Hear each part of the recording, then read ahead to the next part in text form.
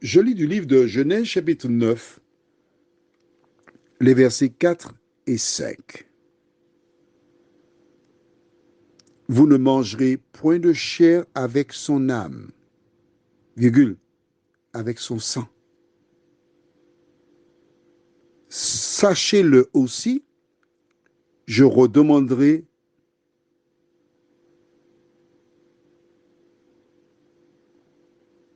le sang de vos âmes. Je le redemanderai à tout animal et je redemanderai l'âme de l'homme à l'homme, à l'homme qui est son frère. Bon, comment comprendre tout ça? C'est simple, très simple. Ne t'en fais pas, tu vas comprendre. Nous allons d'abord prier. Tu veux bien? D'accord. Seigneur, nous allons approfondir ce que nous venons de lire. Que le Saint-Esprit nous aide à comprendre cela. Fais-nous du bien. Assiste-nous. Nous t'avons prié au nom de Jésus pour ta gloire éternelle. Amen. Pour bien comprendre, on va lire à partir du verset 3. Tout ce qui se meut et qui a vie vous servira de nourriture. Je vous donne tout cela comme l'herbe verte. Nous avons déjà vu hier et avant-hier ce volet-là. On ne va pas revenir dessus. Maintenant, il dit, vous ne mangerez point de chair avec son âme. Ah, ça veut dire que l'âme, c'est quelque chose de physique. Est-ce que tu es d'accord avec moi? Quelque chose qui se trouve dans l'individu. L'âme n'est pas invisible, c'est quelque chose de physique. D'accord? Quand on s'appuie sur cela. Mais est-ce le cas? Mais tu vois bien qu'après la virgule qu'il y a, avec son sang. Ah, avec son sang. C'est ça l'âme. Comment comprendre ça? D'accord? Nous avons déjà vu, on a déjà étudié, c'est pourquoi il faut avoir ton petit cahier pour noter. L'âme qui pêche, c'est celle qui mourra. Le premier homme, Adam, devait une âme vivante.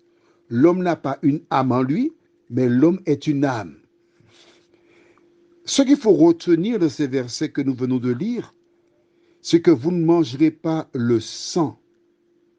Parce que c'est le sang qui véhicule l'alimentation, la vie dans tout le corps. Mais oui, il part d'un côté du cœur, chargé, il fait le tour de la maison et revient avec toutes les impuretés de l'autre côté. Les femmes ont un avantage sur les hommes parce que tous les mois, elles sont nettoyées, elles enlèvent les impuretés par cette forme-là. D'accord? Dieu dit de ne pas manger avec le sang, l'animal. Que dit le diable? Mais non, au contraire. Fais un petit boudin rouge. Et qu'est-ce qu'on met dans le boudin rouge? Le sang. Alors que Dieu dit de ne pas manger avec le sang. Ou bien tu vas au restaurant, tu demandes, oui, je voudrais une escalope, une entrecôte bien saignante. Avec le sang, tu consommes cela. Alors que Dieu t'a dit de ne pas manger l'animal avec le sang. Alors, que fais-tu? Tu ne savais pas avant. Maintenant, tu as entendu, tu as lu la référence comme je conseille toujours avant d'écouter l'audio. Que feras-tu? Ça ne me regarde pas. Hein. Mon rôle, moi, c'est de te dire ce que dit la Bible. Le tien, c'est de savoir ce que tu fais de ce que la Bible te dit. Moi, ma mission, c'est d'arrêter la prière. Seigneur, voici beaucoup de personnes qui consomment le boudin rouge, qui sont sincères, mais qui ne savaient pas, Seigneur, que tu disais de ne pas manger le sang.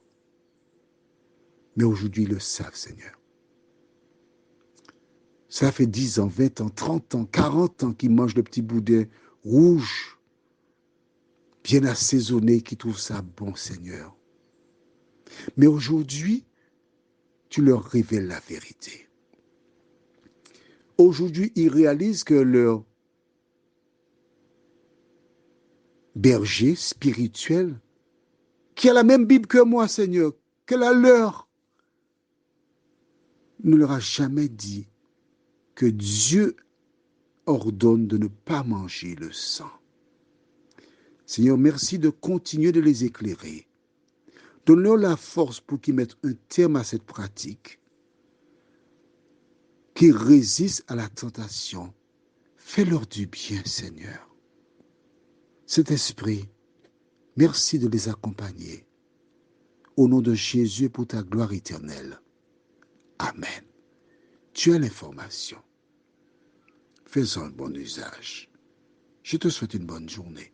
Alors, si tu as une question, tu envoies un petit WhatsApp à plus 596 696 88 93 93.